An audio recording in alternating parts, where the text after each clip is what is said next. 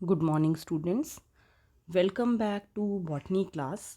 आज हम फियोफाइटा का एक मेंबर पढ़ने जा रहे हैं जिसका नाम है एक्टोकार्पस।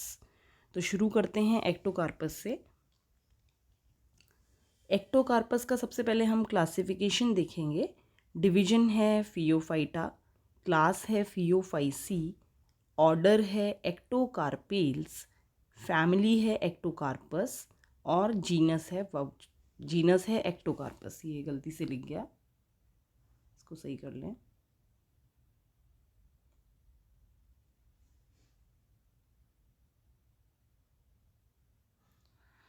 तो एक्टोकार्पस जो है, इसके अंदर आप देख सकते हैं, ये एक चित्र दे रखा है एक्टोकार्पस का।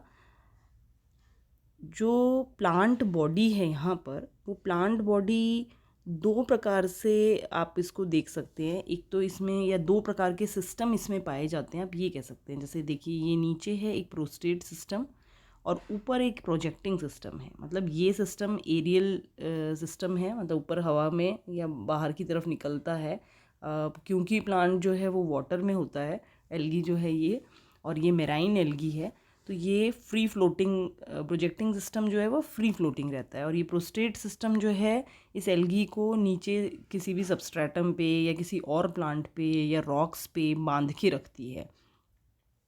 यूनिसीरिएट होता है। ये देखिए, आप एक एक सेल ही आपको दिखाई दे रहे हैं इसमें, एक एक सेल एक के ऊपर एक लगा हुआ होता है। मतलब आप कह सकते हो मोनोसाइफनस है ये। और ये दो प्रकार के स्पोरेंजियास जो कि हम रिप्रोडक्टिव स्ट्रक्चर में आपको पढ़ाएंगे, एक ये प्लूरीलोक्यूलर स्पोरेंजिया है और ये यूनिलोक्यूलर स्पोरेंजिया है। तो इस प्रकार का स्ट्रक्चर, और अगर आप ये डिटेल्ड या मैग्नीफाइड स्ट्रक्चर है जब आप एक एक सेल देख रहे हैं, वैसे आपको इस प्रकार का स्ट्रक्चर इसका एक्टोकार्पस का दिखाई देता है। अब हम शुरू करते हैं सबसे पहले अकरेंस से, कि ये कहाँ कहाँ पाए जाते हैं। जैसा कि मैंने आपको बताया, ये एक मेराइन एल्गी है, मतलब खारे पानी की एल्गी है, तो खारे पानी में ही पाई जाती है और थ्रू आउट द वर्ल्ड पाई जाती है, सभी जगह पाई जाती है। जिसमें कि अगर हम इंडिया की बात करते हैं तो 16 ऐसी स्पीसीज़ हैं जो कि इंडिया में पाई जाती है। मेराइन हैबिटेट में ही पाई जाएगी इंडिया में भी, और या तो फ्री फ्लोटिंग भी हो सकती है, या कई जगह पे आप देखेंगे एपीफिटिक है। एपीफिटिक मतलब दूसरे प्लांट पे लगी हुई होती है, या लिथोफिटिक भी हो सकती है, मतलब दूसरे किसी रॉक्स पे अटैच्ड हो सकती है।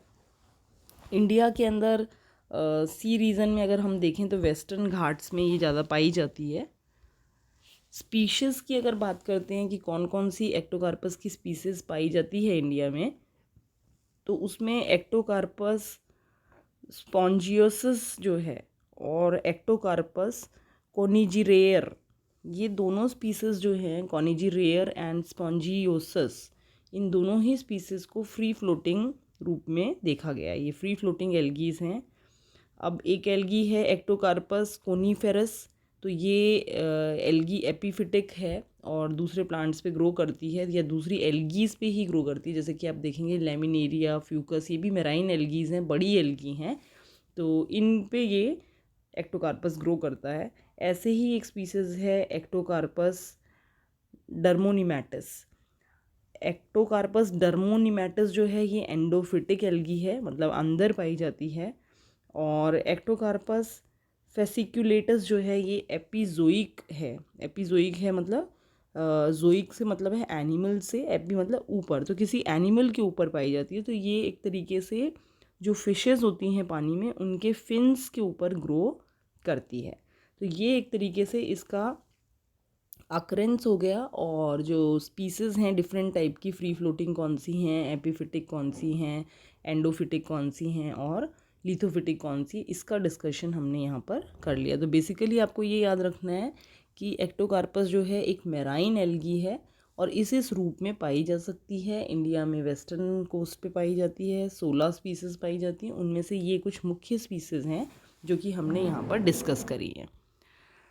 अब आते हैं प्लांट बॉडी के बारे में। ऐसा तो मैंने आपको शॉर्टली बताया था वहाँ पे। तो प्लांट बॉडी या स्ट्रक्चर के बारे में हम अगर बात करते हैं, तो स्ट्रक्चर जो है वो फिलामेंटस है। आप देख रहे हैं फिलामेंट के रूप में सेल्स एक दूसरे के ऊपर लगे हुए थे वहाँ पे।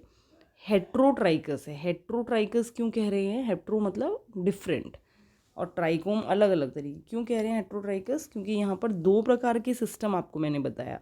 जो एरियल सिस्टम है वो इरेक्ट सिस्टम या एरियल सिस्टम है एक तो, और एक है प्रोस्ट्रेट सिस्टम। जो ज़मीन पे लेटा हुआ सिस्टम है वो प्रोस्ट्रेट सिस्टम कहलाता है, और बाकी जो ऊपर की तरफ है वो इरेक्ट सिस्टम कहलाता है। अगर आप चित्र में भी देखना चाहें तो ये देखिए, मैं आपको दिखाती हूँ। ये देखिए, जैसे इसमें आप देख सकते हैं ये प्रोस्ट्रेट सिस्टम है, ज़मीन पे फैला हुआ सिस्टम है, और उसी में से ब्रांचेस जो निकल रही हैं दीज आर एरियल ब्रांचिंग या प्रोजेक्टिंग सिस्टम भी इसको, या इरेक्ट सिस्टम या प्रोजेक्टिंग सिस्टम इसे कहा जाता है। तो इस तरीके से ये दोनों प्रकार का सिस्टम जो है इसमें पाया जाता है। अब ये जो दोनों सिस्टम है, प्रोस्ट्रेट जो है वो भी प्रोफ्यूजली ब्रांच्ड होता है। जो नीचे जो सिस्टम पाया जाता है ज़मीन पे लगा हुआ, वो भी प्रोफ्यूजली ब्रांच्ड होता है और सबस्ट्रेटम से अटैच रहता है। इरेक्ट सिस्टम जो है वो डेवलप करता है प्रोस्ट्रेट से, प्रोस्ट्रेट सिस्टम से ही निकलता है इरेक्ट सिस्टम, जिसको कि प्रोजेक्टिंग सिस्टम भी कहा जाता है। और ये फ्री फ्लोटिंग रहता है। ऊपर वाला सिस्टम फ्री फ्लोटिंग रहता है, नीचे वाला सिस्टम एक तरीके से आप कह सकते हैं कि प्रोस्ट्रेट सिस्टम जो है वो अटैच करता है अपने आप को किसी भी सबस्ट्रेटम से। ब्रांचिंग जो है वो अच्छी वेल डेवलप्ड ब्रांचिंग पाई जाती है। और जो मेन एक्सेस और ब्रांचेस हैं, जो मतलब प्रोजेक्टिंग सिस्टम की भी अगर हम बात करते हैं, तो जो मेन एक्सेस है और ब्रांचिंग है वो सभी यूनिसीरिएट हैं, मतलब कि मोनोसाइफनस है। मतलब एक ही सेल पे आप देखेंगे, अगर ये एक सेल है तो इसी सेल पे दूसरा सेल लगा हुआ है, इसी पे तीसरा लगा हुआ है, यहीं से ब्रांचिंग निकल गई। और जो ब्रांचेस हैं वो भी जो है यूनिसीरिएट है, मतलब एक के ऊपर एक सेल लगे हुए हैं। तो इसका मतलब ये मोनोसाइफनस है, एक ही साइफन बन रहा है। It means it is monosiphonous condition. अब बात करते हैं फंक्शन की। तो जो प्रोस्टेट सिस्टम है वो एक तरीके से एनकॉचमेंट का काम करता है। एनकॉचमेंट मतलब प्लांट को बांधे रखने का काम करता है सबस्ट्रेटम से। जो भी सरफेस है जिस पे भी वो लगा हुआ है उससे वो बांध के रखने का काम करता है, चाहे वो दूसरा प्लांट हो, चाहे वो कोई एनिमल हो, चाहे वो कोई रॉक्स हो। और ये तो प्रोस्टेट सिस्टम का काम हो गया। जो इरेक्ट सिस्टम है वो फोटोसिंथेटिक होता है, क्योंकि उसके अंदर आपको क्लोरोफिल वगैरह और जेंथोफिल्स और कैरेटिनॉइड्स ये सारी चीज़ें मिलती हैं, तो वो सिस्टम फोटोसिंथेटिक होता है। और दूसरा उसमें रिप्रोडक्टिव स्ट्रक्चर्स भी पाए जाते हैं, जैसा कि मैंने आपको बताया था पहले कि आप स्पोरेंजियाज उसमें देख सकते हो। प्लूरीलोक्यूलर एंड यूनिलोक्यूलर स्पोरेंजियाज आपको दिखाई देते हैं उसके अंदर। तो इस प्रकार का बॉडी स्ट्रक्चर इसमें पाया जाता है। अब चूँकि हम ये डिटेल में पढ़ेंगे एक्टोकार्पस, तब आपको इसकी लाइफ साइकिल के बारे में भी मैं आपको बताऊंगी। लेकिन जो हमारा एक वीडियो था जिसमें हमने टाइप ऑफ लाइफ साइकिल्स पढ़ी थी, अगर आपको ध्यान है उसमें आप फिर से उसको देख सकते हैं। तो उसमें आपने देखा होगा कि हमने एक्टोकार्पस के लिए बोला है कि वह isomorphic type of life cycle show करता है। तो आइसोमॉर्फिक का मतलब है, आइसो मीन्स सेम और मॉर्फिक का मतलब है मॉर्फोलॉजी। तो किसकी मॉर्फोलॉजी सेम है? वहाँ पर दो प्रकार के जो प्लांट हैं, एक गैमेटोफिटिक प्लांट है जो कि हेप्लॉइड प्लांट है, एक स्पोरोफिटिक प्लांट है जो कि डिप्लॉइड प्लांट है। दो प्रकार के प्लांट बनते हैं। गैमेटोफिटिक से मतलब है जिसमें गैमिट का फॉर्मेशन होता है, स्पोरोफिटिक से मतलब है जिसमें कि स्पोर बनते हैं स्पोरेंजिया में। तो ये जो दोनों ही प्रकार के प्लांट हैं, जो कि आगे हम रिप्रोडक्टिव स्ट्रक्चर में आपको बताएंगे प्लांट के बारे में, या रिप्रोडक्टिव स्ट्रक्चर्स कहाँ लगे होते हैं, कैसे बनते हैं, सेक्सुअल रिप्रोडक्शन, ए सेक्सुअल रिप्रोडक्शन पढ़ेंगे तब आपको बताएंगे ये दो प्रकार के प्लांट। तो लेकिन ये जो दोनों ही प्रकार के प्लांट हैं ये जेनेटिकली तो डिफरेंट होते हैं, मतलब एक हेप्लॉइड प्लांट है, एक डिप्लॉइड प्लांट है। लेकिन अगर आप देखेंगे तो बाहरी रूप से आपको दोनों ही प्लांट एक जैसे दिखाई देते हैं, मतलब कि आइसोमॉर्फिक हैं। और इसीलिए क्योंकि गैमेटोफाइट और स्पोरोफाइट एक जैसे दिखाई देते हैं, इसीलिए हमने इसका नाम जो है यहाँ पर जो लाइफ साइकिल है उसका नाम isomorphic type of life cycle कहलाता है, वो जिसको हम बाद में डिस्कस करेंगे जब हम लाइफ साइकिल पढ़ेंगे। लेकिन आपको पता होना चाहिए कि गैमेटोफिटिक प्लांट जो है वो हेप्लॉइड है और स्पोरोफिटिक प्लांट डिप्लॉइड है, लेकिन वो मॉर्फोलॉजिकली देखने में बाहरी रूप से एक जैसे प्रतीत होते हैं। अब आते हैं हम सेल स्ट्रक्चर पे। ये तो हमने अभी तक बात करी थी कि जो प्लांट का स्ट्रक्चर है वो किस प्रकार का होता है, कैसे उसमें प्रोस्ट्रेट सिस्टम पाया जाता है, कैसे उसके अंदर प्रोजेक्टिंग सिस्टम पाया जाता है, कैसे सेल्स जो हैं यूनिसीरिएटली एक के ऊपर एक लगे हुए होते हैं। अगर हम एक सेल स्ट्रक्चर की बात करते हैं तो सेल स्ट्रक्चर जो है वो रेक्टेंगुलर हो सकता है, सिलेंड्रिकल हो सकता है। सेल वॉल जो है उसमें डिफरेंशिएटेड होती है, आउटर पैक्टिन लेयर होती है उसमें, और इनर सेलुलोजिक लेयर होती है। मतलब दो लेयर्ड होता है सेल स्ट्रक्चर यहाँ पे, आउटर पैक्टिन की बनी हुई है और अंदर वाली सेलुलोजिक लेयर होती है। और इसमें एक कैरेक्टरिस्टिक इसका ये है कि एक जिलेटिनस सब्सटेंस इसमें पाया जाता है सेल वॉल के अंदर, एल्जिन एंड फ्यूकोइडिन। आपको इकोनॉमिक इम्पोर्टेंस वाले पार्ट का अगर ध्यान हो तो एल्जिन एक सब्सटेंस पाया जाता है जेलिंग मटेरियल जैसा, जो कि बहुत जगह पे काम आता है। तो वो एल्जिन भी यहाँ पर इसकी वॉल में पाया जाता है। अब वॉल के अंदर जो है, सेल वॉल हो गया, सेल वॉल के अंदर सेल मेम्ब्रेन पाई जाएगी और सेल मेम्ब्रेन जो है उसके अंदर प्रोटोप्लास्ट पाया जाता है। प्रोटोप्लास्ट की अगर हम बात करते हैं तो प्रोटोप्लास्ट में आप देखेंगे, मैं चित्र में भी अभी आपको दिखाऊंगी, प्रोटोप्लास्ट में आपको न्यूक्लियस दिखाई देगा, क्रोमैटोफोर्स दिखाई देंगे, और जो क्रोमैटोफोर्स हैं उसका शेप डिफरेंट हो सकता है, जैसे कि रिबन शेप्ड हो सकता है, वो बैंड शेप्ड हो सकता है, या डिस्क शेप्ड हो सकता है। और जो पायरिनॉइड्स हैं वो भी इसके अंदर क्रोमैटोफोर्स में यहाँ पर पाए जाते हैं। फोटोसिंथेटिक पिगमेंट की अगर हम बात करते हैं तो फोटोसिंथेटिक पिगमेंट हमने पहले रिजर्व फूड और फोटोसिंथेटिक पिगमेंट के बारे में आपको बताया था एक वीडियो में, लेकिन फिर से अब यहाँ देख लेते हैं। फोटोसिंथेटिक पिगमेंट यहाँ पर क्लोरोफिल ए और क्लोरोफिल के साथ ए के साथ में क्लोरोफिल सी पाया जाता है, बीटा कैरोटीन और फ्यूकोजेंथिन पाया जाता है।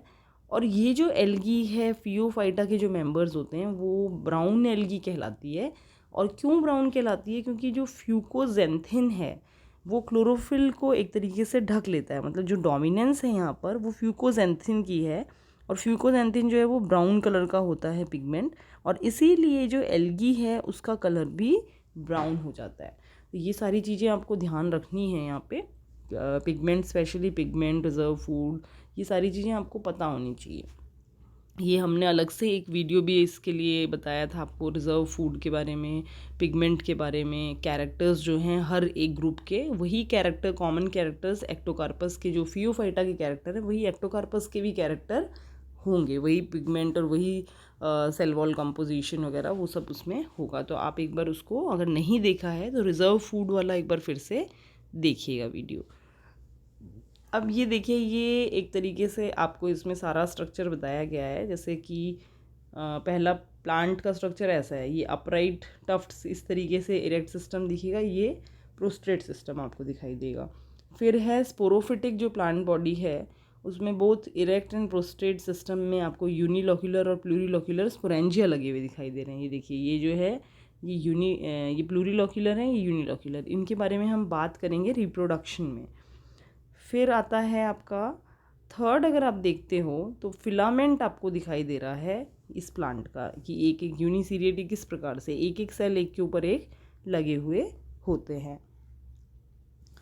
गैमिटोफिटिक प्लांट भी अगर आप देख रहे हो, अभी डी जो पार्ट है ये गैमिटोफिटिक प्लांट है, ये स्पोरोफिटिक प्लांट था और ये गैमिटोफिटिक। तो प्लांट देखने में एक जैसा ही लगता है, और इसमें प्लूरिलोक्यूलर गैमिटेंजिया या गैमिटेंजिया मतलब जहाँ पर कि गैमिट बनते हैं, वो स्ट्रक्चर आप यहाँ पर देख रहे हो। तो स्पोरेंजिया जो है इसमें तो आप यूनिलोक्यूलर, प्लूरिलोक्यूलर स्पोरेंजिया दोनों देखेंगे, और जो गैमिटोफिटिक स्ट्रक्चर आप देखेंगे उसमें आप देखेंगे प्लूरिलोक्यूलर गैमिटेंजिया। ये मैं आपको डिटेल में बताने वाली हूँ आगे, इसलिए कंफ्यूज ना हो, इसको अभी हम यहीं छोड़ते हैं। बस आपको ये ध्यान रखना है कि दो प्रकार के स्पोरेंजियाज इसमें बनते हैं। ये हमें देखना था सेल स्ट्रक्चर जिसकी हम बात कर रहे थे, कि इसमें ये आपको सेल वॉल दिख रही है, इनर और आउटर, और फिर उसके बाद मेम्ब्रेन आती है, और मेम्ब्रेन के अंदर जो है आपको प्रोटोप्लाज्म दिख रहा है, और प्रोटोप्लाज्म में बिल्कुल बीच में आप देखिए न्यूक्लियस है, और ये एक रिबन शेप्ड ये क्रोमैटोफोर यहाँ पर पाया जाता है, जिसमें कि पायरिनॉइड्स ये लगे हुए होते हैं। तो ये एक प्रकार से इस तरीके का सेल स्ट्रक्चर यहाँ पर पाया जाता है। मतलब एक एक सेल, अगर ये हम एक एक सेल की बात करें तो ये एक एक सेल इस प्रकार का होता है। तो आशा करती हूँ आपको ये समझ में आया होगा पूरा सेल स्ट्रक्चर के बारे में, अक्रेंस के बारे में। आप इसको बुक से भी पढ़िए। अगर आपको कुछ भी डाउट होता है तो आप मेरे से पूछ सकते हैं। बहुत बहुत धन्यवाद।